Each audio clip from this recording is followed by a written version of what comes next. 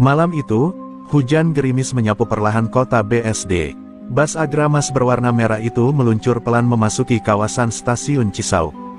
Di balik kemudi, duduk seorang pria kekar berusia 38 tahun, berambut panjang berwarna kuning yang diikat rapi ke belakang. Kumis tipisnya menyatu dengan garis wajah yang keras dan lelah. Namanya Sakat, sopir lintas Jawa Jakarta yang sudah 15 tahun menempuh jalan malam, membawa manusia, beban, dan cerita di atas roda. Dari kaca depan, matanya menatap ke arah sekelompok pria yang berdiri di sisi jalan terminal.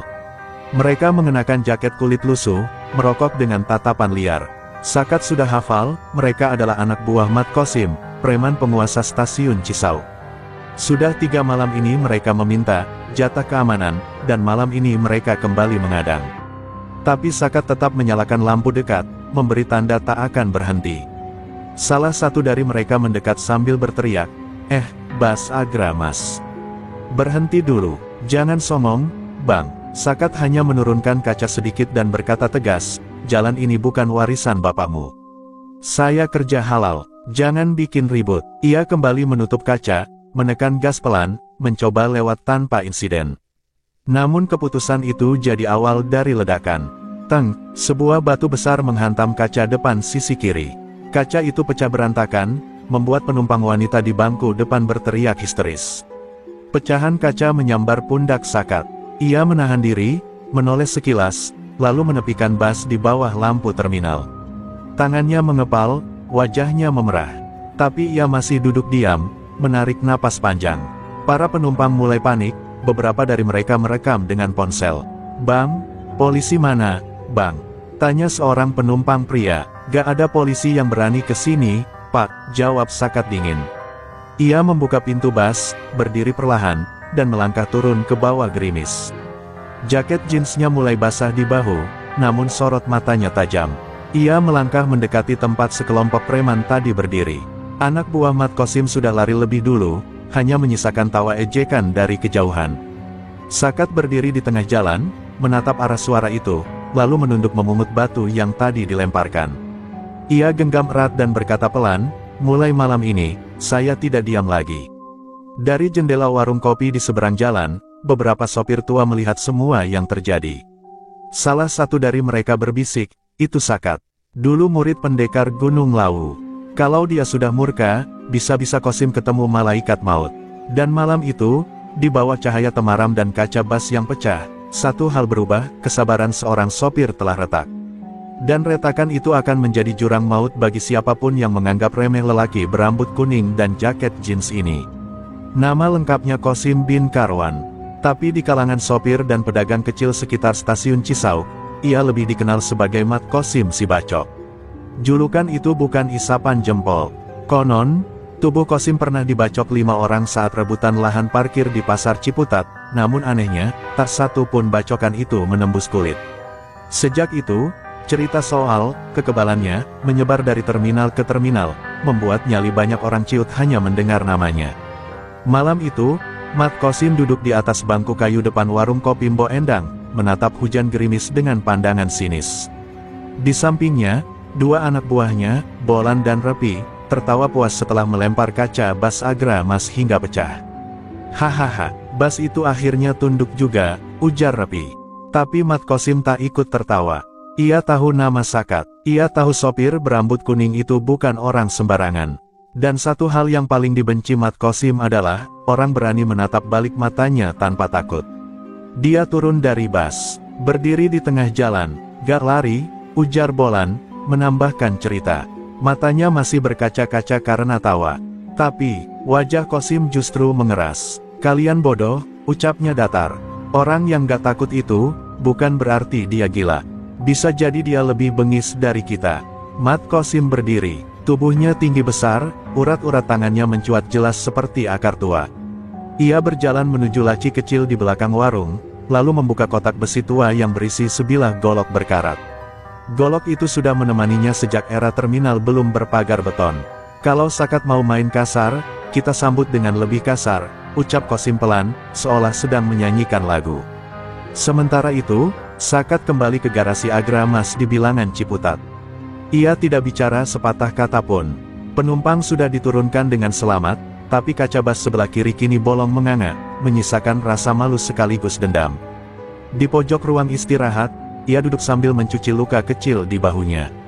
Tangannya gemetar bukan karena sakit, tapi karena menahan amarah yang nyaris membakar dada. Udah cukup, terminal bukan ladang preman. Kalau polisi gak turun tangan, saya sendiri yang turun. Di tengah malam itu, Sakat membuka kotak tua warisan almarhum kakeknya. Isinya bukan senjata, melainkan selendang hitam dan selembar kain bertuliskan mantra kuno. Di luar garasi, kilat menyambar dan angin menerpa pintu seng keras-keras. Udara berubah mencekam. Di saat yang sama, jauh di Cisau, Mat Kosim juga sedang mempersiapkan diri, mengasah golok sambil komat kamit membaca doa leluhur. Dua kutub kekuatan lama bersiap menyambut benturan. Yang satu murid pendekar pegunungan, yang satu pemuja ilmu kebal gelap. Dan keduanya tahu, pertemuan mereka bukan lagi soal uang atau jatah parkir. Ini sudah menjadi soal harga diri, dan hidup mati. Hujan masih turun rintik-rintik saat Sakat menyalakan mesin bas cadangan di garasi. Jam menunjukkan pukul 3 dini hari. Belum ada jadwal keberangkatan, tapi Sakat punya alasan lain, ia ingin kembali ke Cisau. Bukan untuk mengantar penumpang, melainkan untuk mengantar sebuah pesan, bahwa tidak semua sopir bisa dipermainkan. Jaket jeans lusuhnya kini telah disulam benang kuning keemasan di bagian punggung, motif raja berbentuk Garuda berkepala dua, lambang aliran silat warisan keluarganya. Di dalam bas yang masih kosong itu, Sakat duduk di kursi sopir dengan tangan menggenggam selendang hitam warisan kakeknya. Matanya tak berkedip, wajahnya tegang. Gerimis menghantam kaca depan, menimbulkan suara seperti dentingan jarum jam yang menghitung waktu menuju peperangan. Kalau memang ini jalannya, gumamnya lirih, aku siap.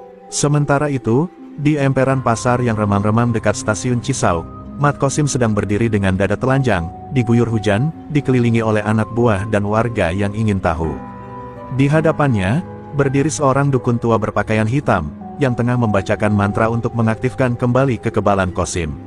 Api dari lilin menyala kencang, padahal angin bertiup deras.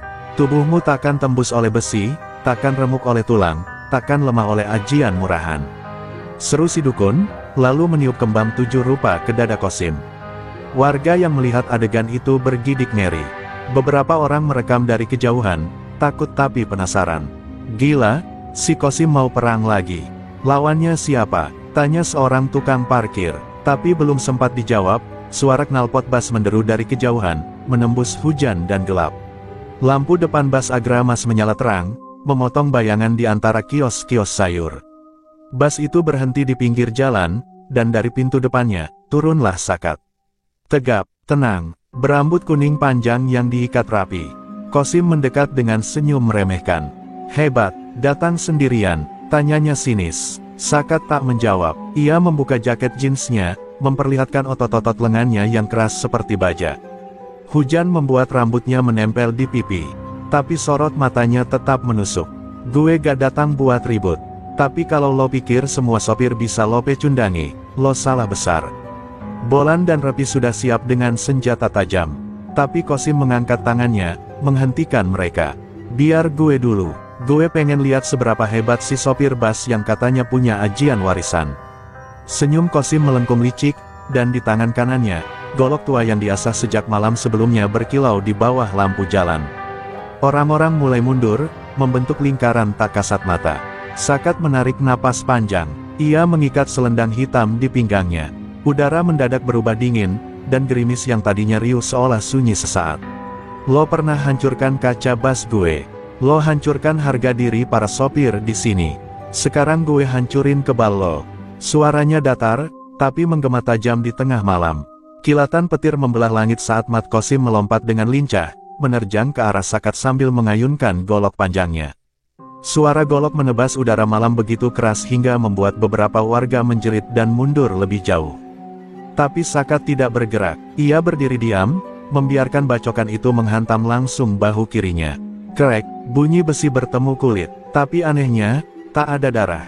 Tak ada luka, golok itu hanya memantul seperti menghantam batu. Kosim melotot, terkejut. Apa-apaan ini? Makinya, ia mundur satu langkah, lalu kembali menebas, kali ini ke arah dada Sakat. Namun hasilnya sama, goloknya mental lagi, seperti membentur dinding gaib. Wajah Kosim mulai berubah.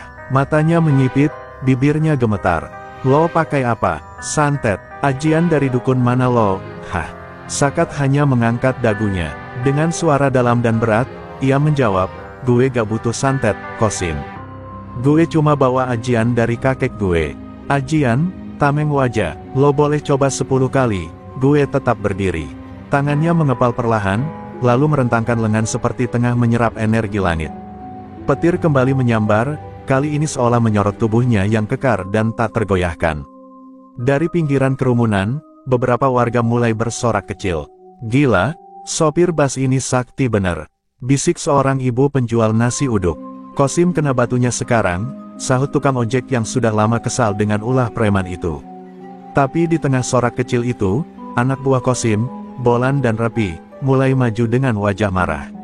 Mereka merasa harga diri bosnya diinjak.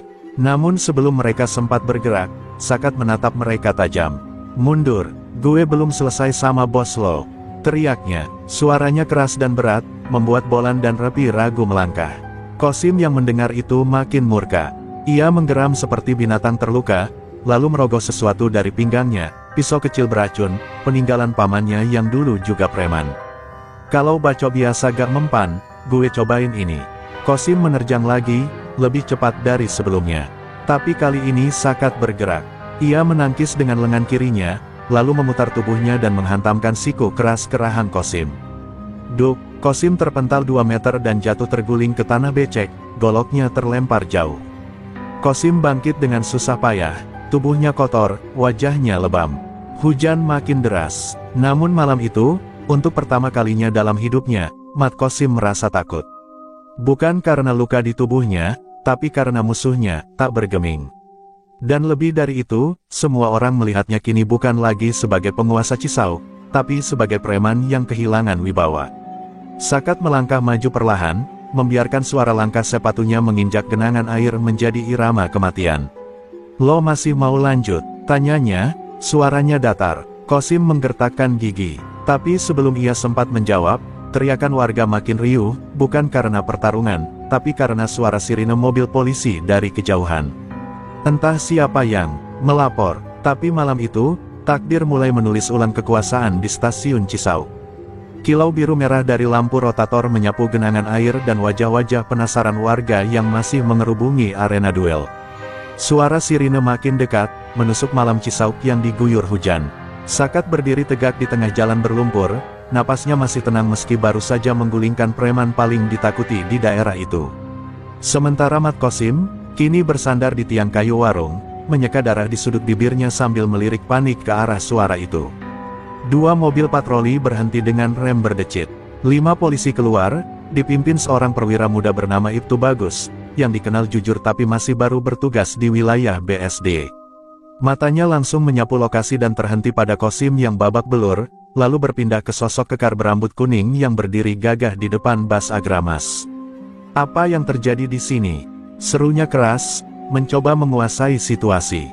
Beberapa warga mulai bicara serempak, menunjuk ke arah Kosim dan berkata bahwa ialah yang mulai memalak, melempar batu, lalu mencoba membacok sopir bas. Ibtu Bagus mengernyit, berusaha memilah kebenaran dari hiruk pikuk. Sakat, kan? Tanyanya saat melihat jaket jeans dan plat Bas Agramas. Sopir itu hanya mengangguk pelan. Dia gak salah, Pak. Kalau bukan karena dia, Kosim udah babat Bas dan mungkin kita semua. Teriak seorang tukang gorengan dari balik tenda plastik. Beberapa warga lain menyambung, bahkan ada yang mulai bertepuk tangan.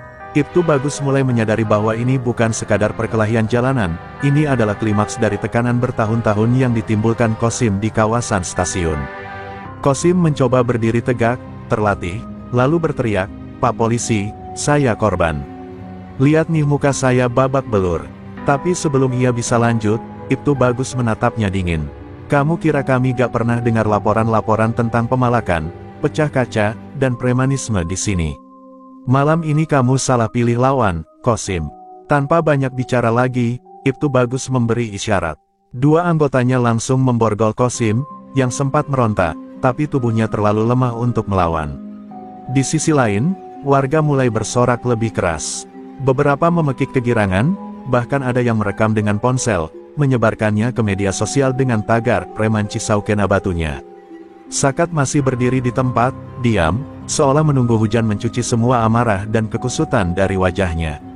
Ibtu Bagus menghampirinya, menepuk bahunya. "Terima kasih sudah menahan diri. Kalau semua sopir seberani dan setegas kamu, jalanan kita mungkin lebih aman." Sakat tersenyum tipis. "Saya cuma gak mau kaca bas saya dipecahin lagi, Pak." "Itu mahal," ujarnya dengan nada santai yang membuat beberapa warga tertawa lega. Namun di balik sorakan dan ketenangan itu, tak semua berakhir. Dari balik warung tua yang gelap, Repi dan Bolan, dua anak buah Kosim, mengintip penuh dendam. Mereka tahu, malam ini bukan akhir segalanya, ini baru awal dari pembalasan. Dan Sakat, harus bersiap lebih dari sekadar ajian tameng wajah. Di balik tembok warung tua yang remang, Repi dan Bolan menatap sosok Mat Kosim yang diborgol dan digiring polisi. Tatapan mereka penuh amarah dan dendam yang membara. "Gila, kita kalah bukan karena dia lebih kuat, tapi karena polisi ikut campur." Repi menggeram, tinjunya mengepal. "Sakat itu nggak tahu apa-apa. Kita harus bikin dia menyesal. Kita harus hancurkan dia." Bolan menunduk sejenak, lalu menghela napas berat. "Gue udah tanya ke Mbah Tumpang, dukun di pinggir hutan. Dia bilang, Kosim cuma pakai ilmu biasa. Kita bisa naikin level dengan ilmu hitam, biar kebal darah, kebal luka. Gak ada yang bisa ngelawan kita lagi." Mata Repi membesar, sinar api dendam berkilat di dalamnya. Malam itu juga, mereka menyelinap keluar dari jangkauan polisi, menembus gelap hutan kecil di pinggiran Cisau. Di sana, mereka menemui Mbah Tumpang, pria tua berkepala pelontos yang dikenal sebagai dukun hitam paling ditakuti seantero BSD. Api unggun menyala, asap dupa mengepul membentuk bayangan menakutkan. "Gua kasih kalian ilmu pamungkas," kata Mbah Tumpang dengan suara berat, "tapi ada harga yang harus kalian bayar." Repi dan Bolan menatap satu sama lain tanpa ragu. "Apapun yang harus kami bayar, kami siap," seru mereka kompak. Mbah Tumpang mengeluarkan sebilah keris kecil berlumuran darah kering dan mulai mengucapkan mantra-mantra kuno, menggambar lingkaran-lingkaran mistis di tanah. Udara sekitar mendadak mencekam, dan seolah tanah pun bergetar halus. Keesokan harinya, di jalan-jalan sekitar terminal, suasana berubah. Repi dan Bolan terlihat berbeda, mata mereka merah menyala, kulit mereka memancarkan aura dingin yang membuat orang sekitar merasa takut. Mereka mulai kembali mengintimidasi sopir lain, tapi kali ini dengan kekuatan yang tak biasa. Banyak sopir yang menghindar, bahkan sampai melewati rute alternatif. Sementara itu, Sakat yang mendengar kabar itu mengernyit. Ia tahu ini bukan sekadar perseteruan biasa. Ilmu hitam yang dipakai Repi dan Bolan akan membuat mereka menjadi musuh yang lebih berbahaya daripada Mat Kosim sendiri. Ia mulai menyiapkan strategi dan memperdalam ajian warisan kakeknya. "Kalau mereka mau main kotor, gue juga harus lebih kotor," pikirnya. Di sudut lain, seorang sopir tua yang sudah lama menjadi teman Sakat menepuk bahunya. "Anak muda, jangan main-main dengan ilmu hitam. Itu bukan cuma buat lawan, tapi bisa membakar jiwa sendiri." Sakat hanya tersenyum getir, "Kalau gue gak lakukan ini, siapa lagi yang bakal melawan mereka?" Malam itu, hujan turun deras. Dari kejauhan, langit seperti ikut mengamuk. Pertempuran berikutnya sudah di depan mata. Di jalanan gelap Cisauk, kisah antara sopir bas dan preman kebal bakal berlanjut dengan babak baru yang jauh lebih berbahaya. 2 malam setelah upacara ilmu hitam, suasana di jalur BSD berubah menjadi mencekam. Repi dan Bolan, yang kini memancarkan aura menyeramkan, mulai muncul di setiap sudut jalan. Mereka menghalangi bus-bus dan truk-truk yang lewat, termasuk bas Agra Mas milik Sakat. Wajah mereka dingin, tanpa ampun, dan senjata mereka kini berkilau tajam dalam cahaya lampu jalan yang remang. Sakat sedang mengemudikan busnya saat sebuah motor besar menghentikannya. Repi dan Bolan turun, berbisik sesuatu yang membuat sopir bas itu menahan napas. "Kamu bayar uang keamanan, atau kaca bas ini yang pecah," ancam Repi dengan suara serak, sambil menepuk gagang golok yang tergantung di pinggangnya. Bolan menambahkan, "Kita gak main-main kali ini. Udah ada ilmu buat bikin kamu kelihatan tak berguna." Sakat menatap kedua preman itu dingin. "Kalian yang berani main kasar duluan. Kalau saya bayar, kapan berhentinya? Ini bukan cara saya," katanya tegas, suaranya serak tapi penuh keteguhan. Ia melangkah turun dari bas, merapat ke arah mereka, memperlihatkan tangan kanannya yang menggenggam erat selendang hitam peninggalan kakeknya. Rapi tertawa sinis, kakekmu gak akan bisa nolongin lo kalau kita mau main kotor. Tapi tiba-tiba, Sakat menarik napas dalam dan dengan cepat mengayunkan tangan kanannya ke arah Bolan yang mencoba menyerangnya dengan sebilah pisau. Gerakannya begitu cepat hingga Bolan terpental, menghantam tiang lampu jalan hingga berderak. Warga sekitar yang semula hanya jadi penonton mulai bergeming. Beberapa dari mereka merekam dengan ponsel, menyebarkan video ini ke media sosial. Suara teriakan, "Ayo lawan preman!" mulai terdengar menggema di antara toko dan rumah. Suasana yang tadinya mencekam mulai berubah menjadi panggung perjuangan. Rapi, yang melihat anak buahnya kalah satu, langsung menyerang dengan golok panjang. Namun Sakat sigap menangkis dan melancarkan serangan balasan dengan pukulan siku yang membuat Rapi terjungkal ke aspal. Darah segar mengalir dari luka di kepala Rapi, membuat wajahnya berubah menjadi lebih menyeramkan. Bolan yang bangkit kembali mengambil posisi menyerang, tapi Sakat sudah mengaktifkan ajian Waringin Sungsang. Tubuhnya bergerak lincah, menangkis dan menyerang tanpa memberikan celah. Dalam satu serangan, Bolan dihantam dengan siku keras ke tulang rusuk, membuatnya terbatuk darah dan terjatuh. Malam itu, di bawah lampu jalan yang remang dan langit kelabu, Sakat membuktikan bahwa bukan hanya kekuatan fisik yang menentukan. Keberanian, kepercayaan pada ajian leluhur, dan hati yang tak kenal takut membuatnya mampu menghadapi dua preman kebal hitam yang selama ini menakutkan. Tapi ia tahu, ini baru permulaan. Kabar tentang kekalahan Rapi dan Bolan tersebar seperti api liar di kawasan stasiun Cisauk. Mat Kosim yang mendengar berita itu langsung berubah murka. Ia berdiri di depan cermin usang di kamar sempitnya, menatap wajahnya yang penuh luka dan bercak darah. "Sakat, kau kira kau sudah menang?" Gumamnya penuh kebencian, goloknya digenggam kuat, berderak di telapak tangan, tanda amarah yang tak terkendali. Malam itu, ia mengumpulkan seluruh anak buah setianya yang masih loyal. "Kalau kalian pikir cuma dua orang yang bisa hajar sopir itu, kalian salah besar. Kita akan tunjukkan siapa Raja Terminal Cisauk yang sesungguhnya." Suara Mat Kosim bergema penuh intimidasi. Anak buahnya bertepuk tangan, menyalakan korek api di kegelapan dan membuat percikan api di wajah mereka yang penuh dendam. Di jalanan, suasana berubah mencekam. Para preman berkumpul, membawa senjata tajam dan tongkat besi. Mereka bertekad menghajar abis Bas Agramas dan sopirnya. Tidak ada yang berani melawan kelompok besar itu kecuali Sakat. Sementara itu, Sakat yang sedang beristirahat di garasi mendapat kabar dari salah satu temannya yang berjaga di terminal. Tanpa basa-basi, Sakat mengunci pintu garasi dan mengambil jaket jeansnya. Ia menatap kaca Bas yang masih berlubang dan mengusap perlahan. Ini belum selesai. Mereka akan datang dengan kekuatan penuh. Di dalam dada Sakat, ada tekad membara untuk mengakhiri kekuasaan Mat Kosim sekali dan untuk selamanya. Di tengah hujan deras, Mat Kosim memimpin pasukannya menuju jalur BSD, suara golok yang beradu dan teriakan menggema di udara. Mereka menyebar dan mulai mengintimidasi sopir lain sebagai bentuk ancaman. Tak ada kompromi, hanya satu pilihan, tunduk atau tumbang. Warga mulai menutup toko dan rumahnya, takut terjebak dalam perang jalanan. Sakat yang sudah bersiap dengan ajian warisan kakek mulai mengitari area terminal, mengamati pergerakan musuh.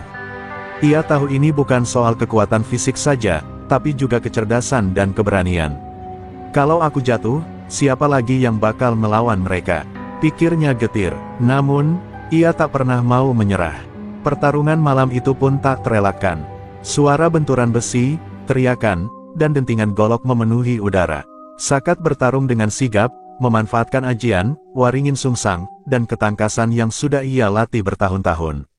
Satu persatu anak buah Mat Kosim tumbang, tapi jumlah mereka terlalu banyak dan semakin bertambah. Di ujung malam, darah dan hujan bercampur di jalanan Cisauk. Mat Kosim yang masih berdiri dengan marah mengaum, menyadari kekalahannya tidak akan mudah. Ia mengisyaratkan mundur sejenak, tapi mata dan hatinya sudah membara dengan dendam. Perang sesungguhnya baru akan dimulai. Darah masih mengalir di jalanan terminal Cisauk ketika Sakat berdiri tegak di tengah kerumunan yang mulai menyingkir. Mat Kosim, dengan wajah penuh luka dan amarah, mengayunkan goloknya dalam gerakan cepat yang dipenuhi dendam. Ia menantang Sakat secara langsung, suara geramnya menggema, "Kali ini kita berdua, sopir sombong. Aku yang akan hancurkan lo." Sakat tak bergeming. Matanya menyala penuh tekad dan tenang, seperti baja yang ditempa berkali-kali. "Kalau lo mau hancurin aku, mulai sekarang," jawabnya datar, namun tajam. Kedua pria itu lalu memasuki lingkaran kecil yang dibentuk oleh warga dan sopir lainnya yang penasaran dan waspada. Pertarungan dimulai dengan hentakan kaki dan sapuan golok yang ganas dari Mat Qasim. Namun, setiap bacokan yang diarahkan ke tubuh Sakat tidak menimbulkan luka. Ilmu kebal, tameng wajah, yang diwariskan kakeknya telah bekerja. Bacokan itu hanya memantul, membuat Qasim semakin frustasi dan marah. Sakat, dengan tenang, mengaktifkan ajian, Waringin Sungsang. Tubuhnya bergerak lincah dan gesit, menangkis setiap serangan Qasim. Ia membalas dengan pukulan dan tendangan yang mematikan, tapi tidak dengan kekerasan berlebihan, lebih pada menaklukkan dan melemahkan mental lawan. Suara benturan dan teriakan saling bersahutan. Anak buah Qasim yang menonton mulai berteriak dan mendukung bos mereka, namun juga terlihat mulai meragukan kekebalan dan kekuatan Qasim. Di sisi lain, warga yang tadinya takut kini mulai memberi semangat pada Sakat, sorakan mereka menguatkan hati sang sopir bas. Qasim yang sudah kehilangan kesabaran, mengeluarkan sebuah pisau kecil beracun dan mencoba menusuk perut Sakat dengan gerakan cepat. Namun Sakat mampu menangkis dan dengan cepat memutar tubuhnya, menendang pisau itu hingga terlempar jauh. Tubuh Qasim terhuyung dan terjatuh ke tanah, napasnya tersengal. Pertarungan itu mengakhiri babak pertama duel mereka. Sakat berdiri kokoh, sementara Qasim merasakan kekalahan pertama dalam hidupnya. Namun, pandangan mata Qasim menunjukkan bahwa dendam dan kemarahan masih membara, menandakan pertarungan mereka belum berakhir. Semua yang menyaksikan tahu, malam itu bukan hanya soal siapa yang menang, tapi tentang harga diri dan kehormatan yang dipertaruhkan. Malam semakin pekat, tapi api semangat di mata Sakat membara lebih terang dari lampu terminal Cisauk. Meski sudah mengalahkan Mat Qasim dalam duel pertama, ia tahu ini belum berakhir. Mat Qasim, yang luka dan babak belur, menghilang bersama anak buahnya ke balik gang gelap. Namun, dendam yang tumbuh di hatinya jauh lebih berbahaya daripada pisau tajam. Keesokan harinya, berita kekalahan Qasim tersebar ke seluruh terminal dan sekitarnya. Namun, bukan rasa takut yang muncul, melainkan kemarahan yang memuncak di hati para anak buah Qasim yang tersisa.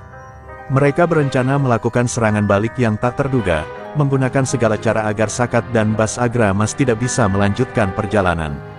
Malam itu, ketika hujan mulai turun, Sakat sedang memeriksa kondisi busnya yang masih menyisakan bekas pecahan kaca dan goresan. Ia merasakan ada sesuatu yang berbeda, suasana menjadi sunyi dan mencekam. Tiba-tiba, dari kegelapan, dua sosok muncul dengan pisau dan batu di tangan, mengintai kesempatan untuk menyerang. Sakat yang sudah waspada dengan cepat mengaktifkan ajian, Waringin Sungsang, dan bersiap menghadapi serangan. Dalam gerakan cepat dan penuh tenaga, ia berhasil menangkis dan melumpuhkan kedua penyerang dengan pukulan keras yang membuat mereka terkapar. Tapi ia tahu ini bukan akhir dari segala ancaman. Dari kejauhan, suara teriakan dan langkah kaki berlari-lari mulai terdengar. Puluhan anak buah Mat Qasim datang menyerbu, membawa senjata tajam dan tongkat kayu. Mereka mengepung Sakat dan Bas Agramas, berusaha mematahkan semangat dan kekuatan sopir yang sudah membuat mereka kehilangan pemimpin. Sakat berdiri tegap, tak gentar sedikit pun. Dengan suara lantang dan penuh wibawa, ia berteriak kepada para sopir yang juga berkumpul di sekitar terminal, "Kita bukan korban preman. Kita harus bersatu lawan mereka. Siapa yang siap berdiri bersama saya?" Teriakannya menggema, membakar semangat yang mulai padam. Sontak, puluhan sopir lain maju ke depan, membentuk barisan pelindung di sekitar Bas Agramas. Mereka membawa rantai, pentungan, dan semangat yang sama, melawan penindasan dan pemalakan. Pertarungan malam itu berubah menjadi baku hantam besar-besaran, di mana keberanian dan solidaritas sopir diuji habis-habisan. Malam itu, suasana di terminal Cisauk berubah menjadi medan perang sesungguhnya. Sorot lampu jalan yang redup menjadi saksi bisu pertarungan antara para sopir yang dipimpin Sakat melawan puluhan preman Mat Qasim yang haus dendam. Suara teriakan, benturan senjata, dan suara kaca pecah memenuhi udara malam, menggema hingga ke sudut-sudut gelap terminal. Sakat berada di garis depan, tubuhnya yang kekar dan berambut kuning panjang tampak menonjol di antara kerumunan. Dengan ajian, Waringin Sungsang, aktif, ia melibas musuh satu persatu dengan pukulan dan tendangan penuh tenaga. Setiap serangannya terukur, tidak berlebihan, namun mematikan, mematahkan semangat dan tubuh para preman yang menyerang. Anak buah Mat Qasim tak kalah brutal. Mereka menggunakan segala cara, dari golok hingga pentungan besi, mencoba mengelilingi Sakat dan para sopir. Namun, semangat persatuan dan keberanian membuat barisan sopir tetap kokoh. Mereka bukan lagi sekadar korban, tapi pejuang yang siap bertarung demi martabat dan keamanan terminal. Di tengah riuh pertarungan, Mat Qasim yang sudah pulih dari luka-lukanya, kembali muncul dengan wajah penuh kemarahan yang membara. Ia membawa golok besar dan melangkah ke tengah kerumunan, menantang Sakat secara langsung. "Kau pikir bisa habisi aku begitu saja? Aku adalah penguasa terminal ini," teriaknya. Sakat menatap dalam ke mata Qasim. "Kau penguasa. Kau hanya penguasa ketakutan dan teror. Sekarang aku yang tentukan siapa yang berkuasa di sini." Tanpa ragu, mereka berdua saling serang, memulai duel pamungkas yang bakal menentukan nasib Cisauk. Pertarungan itu berlangsung sengit, dengan tiap pukulan dan bacokan yang membuat gemuruh udara malam. Warga yang menyaksikan dari kejauhan menahan napas, merasakan bahwa ini adalah momen perubahan besar bagi terminal Cisauk. Tak ada yang berani campur tangan, kecuali para sopir yang sudah bertekad mengakhiri kekuasaan Mat Qasim. Seiring waktu berjalan, tubuh Mat Qasim mulai menunjukkan tanda-tanda kelelahan. Namun, kekebalannya masih membuatnya sulit ditaklukkan. Sakat tahu, ia harus lebih dari sekadar kuat. Ia harus cerdik dan berani mengambil risiko besar untuk menundukkan penguasa gelap itu. Pertarungan di terminal Cisauk malam itu bukan hanya soal kekerasan fisik, tapi juga pertarungan antara keadilan dan ketidakadilan, keberanian dan ketakutan. Dan di ujung malam, hanya satu yang bisa berdiri sebagai pemenang. Pertarungan antara Sakat dan Mat Qasim berlangsung semakin sengit, keduanya seperti dua badai yang saling beradu. Tubuh Sakat berlumuran keringat dan darah, namun matanya tetap fokus dan penuh tekad. Qasim, meski wajahnya babak belur, terus menyerang dengan ganas, mengandalkan kekebalan yang selama ini membuatnya ditakuti. Tapi malam ini, Sakat tahu ada satu titik lemah yang harus ia temukan. Seketika, Sakat mengingat ajian, tameng wajah, yang diajarkan oleh kakeknya. Setiap kekuatan besar pasti punya kelemahan tersembunyi. Dengan napas terengah, ia mencoba membaca gerakan Qasim, mencari celah kecil yang bisa dimanfaatkan. Mata mereka saling bertatapan, seperti duel maut yang tak hanya melibatkan tubuh, tapi juga jiwa dan kehormatan. Qasim mengayunkan goloknya ke arah leher Sakat, serangan mematikan yang jika mengenai akan berakibat fatal.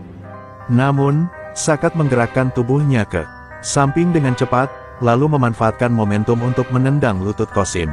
Golok itu terlepas dari genggaman Qasim dan terlempar jauh ke tanah. Mata Qasim melebar, marah sekaligus terkejut. Momen itu digunakan Sakat untuk menyerang dengan pukulan telak ke perut Qasim, membuat lawannya terbatuk dan menunduk. Dengan cepat, Sakat mengunci tangan Qasim dan menjatuhkannya ke tanah.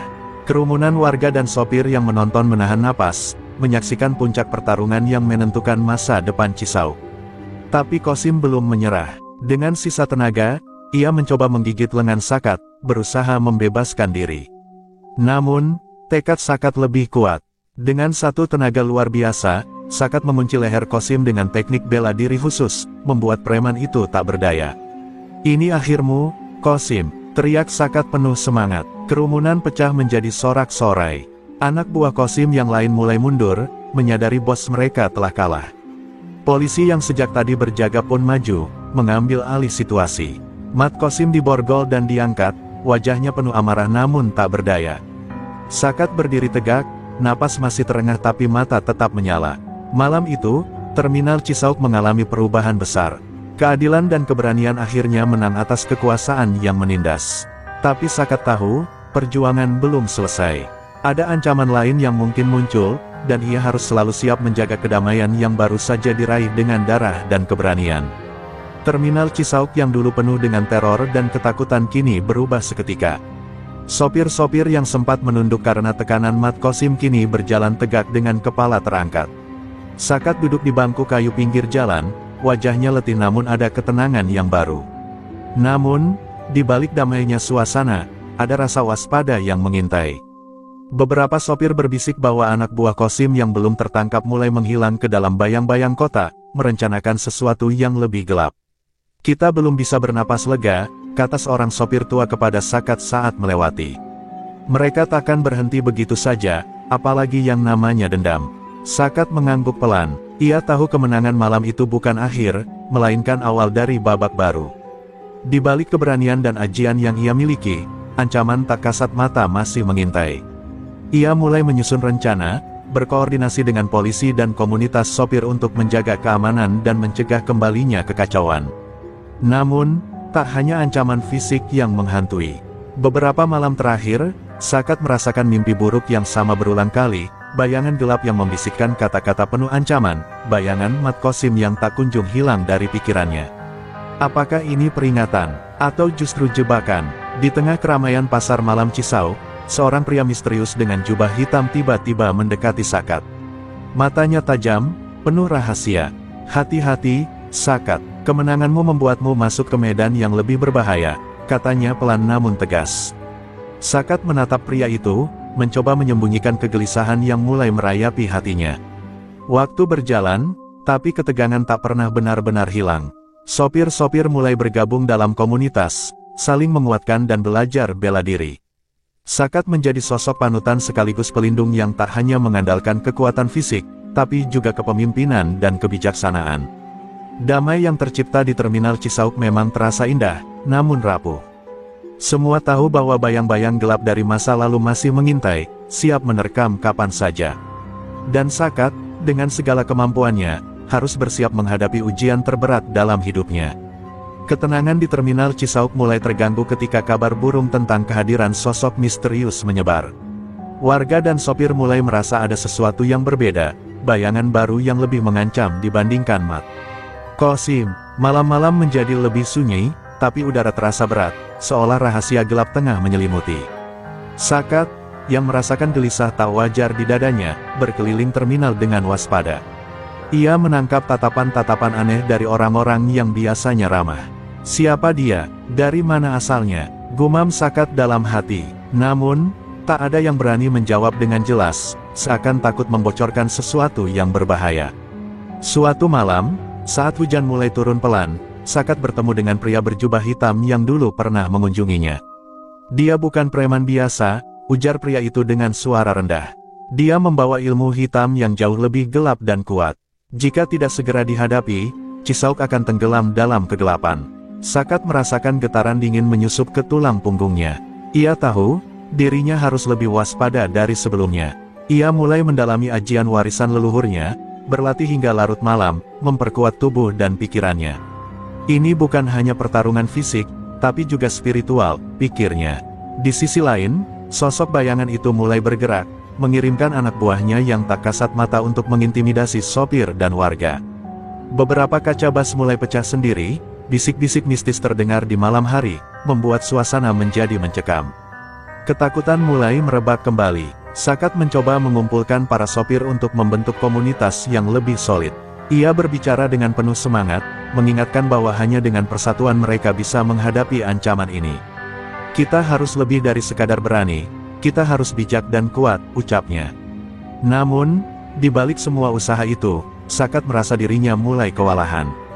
Mimpi buruk yang terus menghantuinya semakin nyata, membuatnya sulit tidur. Bayangan hitam itu selalu muncul, menantang dan menggoda. Ini ujian terbesar dalam hidupku, bisiknya pada diri sendiri. Malam di Cisauk kini tak lagi sama.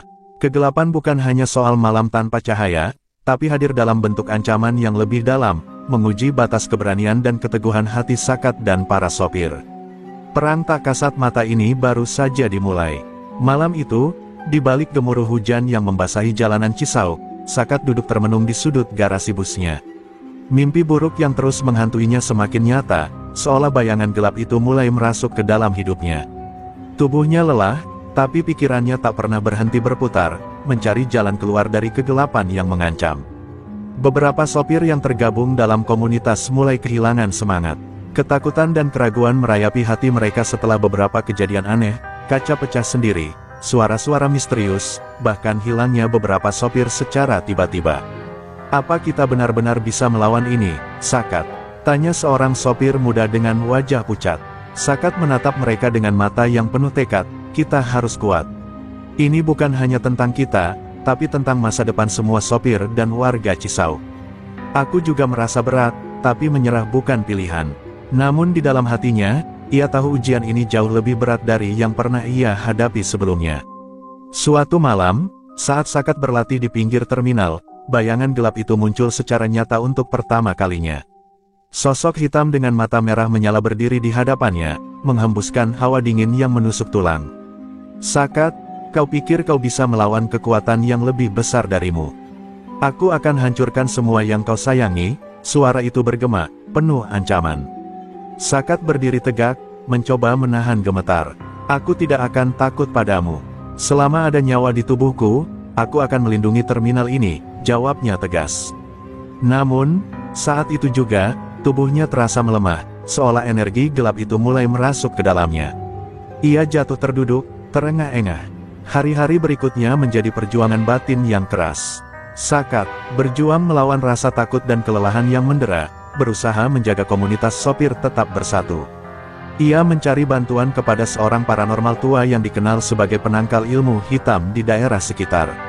Ini ujian terbesar dalam hidupmu, nak. Jangan biarkan gelap menguasai, pesan sang paranormal. Sakat mulai melakukan ritual dan memperkuat diri dengan ilmu spiritual, bertekad untuk tidak membiarkan bayangan gelap itu mengalahkannya. Namun ia sadar, musuh sebenarnya bukan hanya kekuatan di luar, tapi juga ketakutan yang menggerogoti hati manusia. Dan sekarang, ujian terberat ada di depan mata. Setelah menjalani ritual dan bimbingan dari sang paranormal, Sakat mulai merasakan kekuatan baru mengalir di dalam dirinya. Tubuhnya yang sempat lemah kini kembali kuat, dan pikirannya menjadi lebih jernih. Ia tahu, perjalanan melawan bayangan gelap masih panjang, tapi kini ia sudah siap menghadapi apapun yang datang. Kembali ke terminal Cisau, Sakat mengumpulkan seluruh komunitas sopir. Dengan suara penuh keyakinan, ia berkata, kita tidak boleh takut lagi.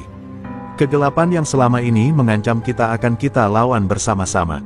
Ini adalah rumah kita, dan kita harus menjaganya.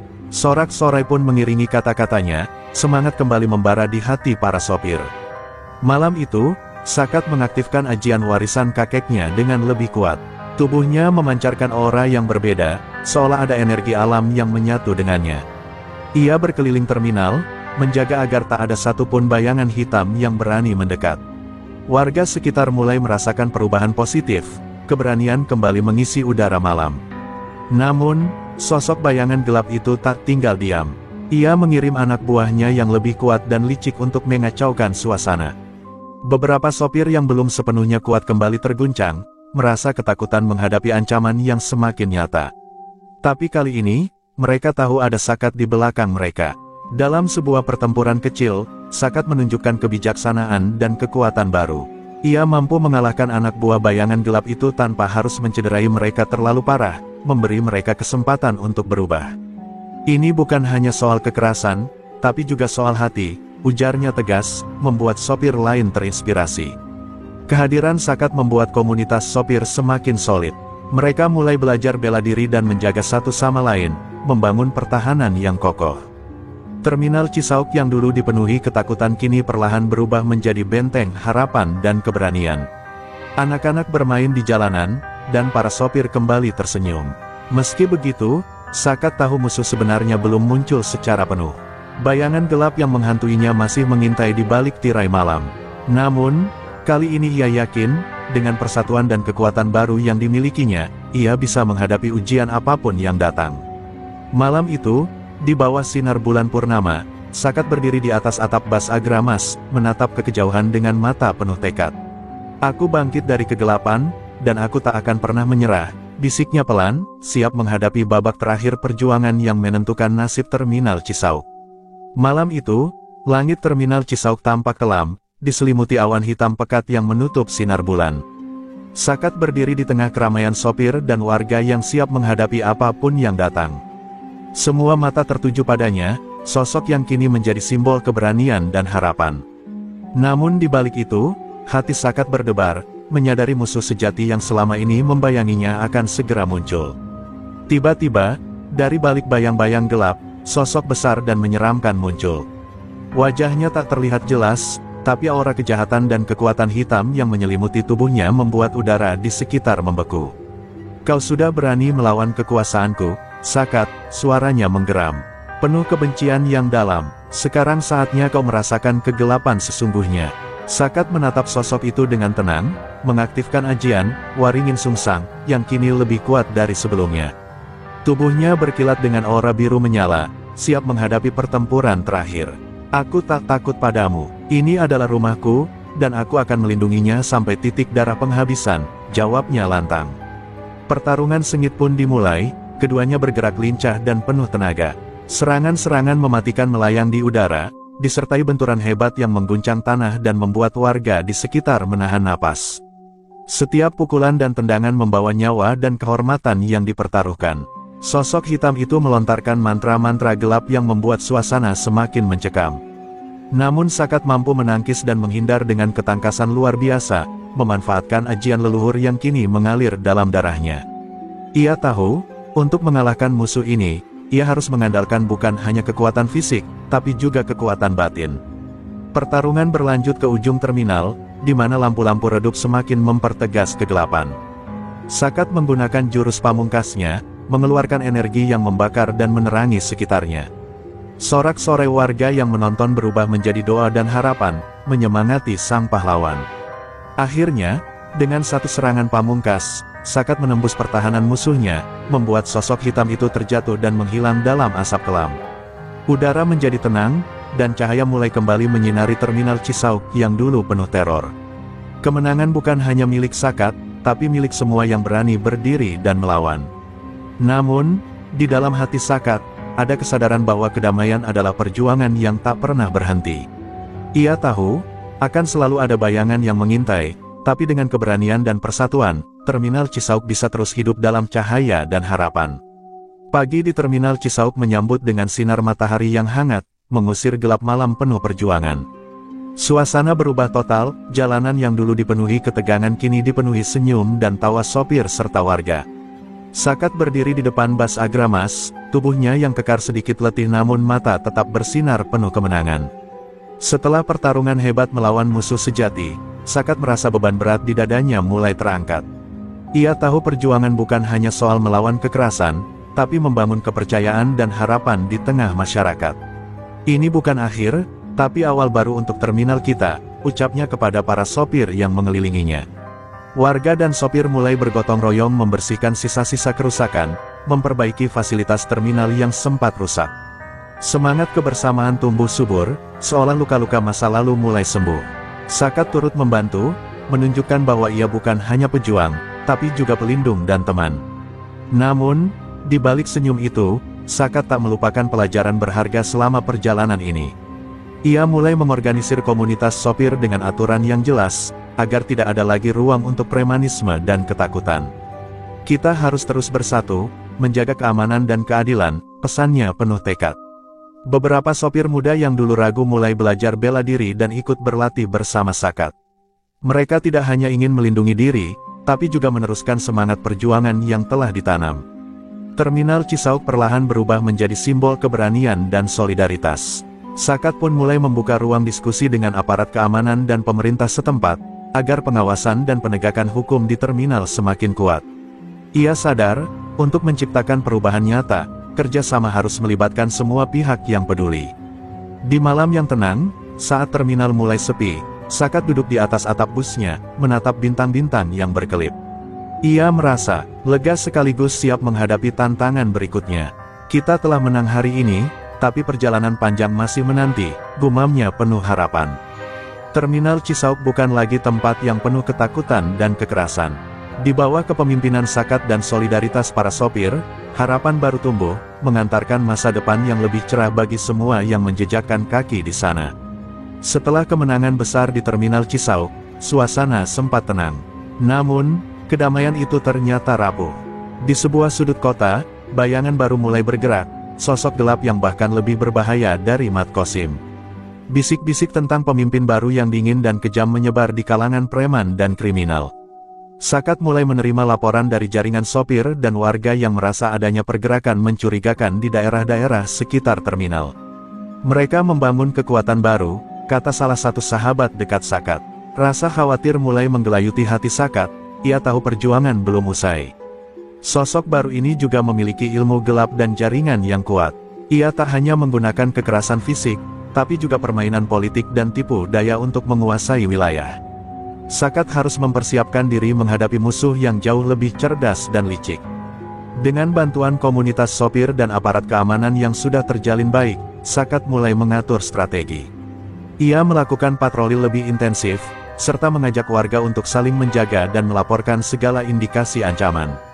Semangat solidaritas diuji kembali. Namun, di balik semua persiapan itu, Sakat merasakan tekanan yang lebih berat. Beban sebagai pemimpin dan pelindung kian besar, dan ancaman yang datang tak hanya menguji fisiknya, tapi juga mental dan kepercayaannya pada orang-orang di sekitarnya. Dalam sebuah pertemuan rahasia, Sakat berhadapan dengan para pemimpin komunitas dan pihak berwajib. Mereka sepakat bahwa harus ada tindakan preventif yang tegas agar terminal Cisauk tidak kembali jatuh ke tangan premanisme dan kejahatan. Sementara itu, sosok gelap di balik layar mulai menyiapkan langkah-langkah licik yang akan mengguncang Cisauk. Waktu berjalan cepat, dan Sakat tahu bahwa ancaman baru ini adalah ujian terbesar bagi dirinya dan komunitas yang telah ia bangun. Akhirnya, saat yang ditunggu tiba. Sakat menghadapi pertempuran terakhirnya, bukan hanya untuk dirinya, tapi untuk masa depan semua sopir dan warga terminal Cisauk. Dengan kekuatan, pengalaman, dan kebijaksanaan, ia memimpin pertarungan yang penuh strategi dan keberanian.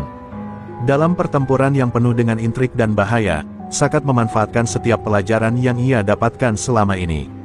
Ia tak hanya mengandalkan kekuatan fisik dan ajian, tapi juga kerjasama, kecerdikan, dan hati yang tulus. Pertarungan itu menjadi simbol perjuangan melawan kejahatan dalam segala bentuknya. Ketika debu perlahan mereda, Sakat berdiri sebagai pemenang yang lebih bijaksana. Ia tahu, kemenangan ini bukan tentang kekuasaan, tapi tentang tanggung jawab dan warisan yang harus dijaga. Terminal Cisauk kini menjadi tempat yang aman dan penuh harapan. Sakat mulai mengajarkan generasi sopir muda tentang arti keberanian, solidaritas, dan kejujuran. Ia ingin warisannya menjadi inspirasi untuk masa depan, agar tidak ada lagi yang hidup dalam ketakutan seperti dulu.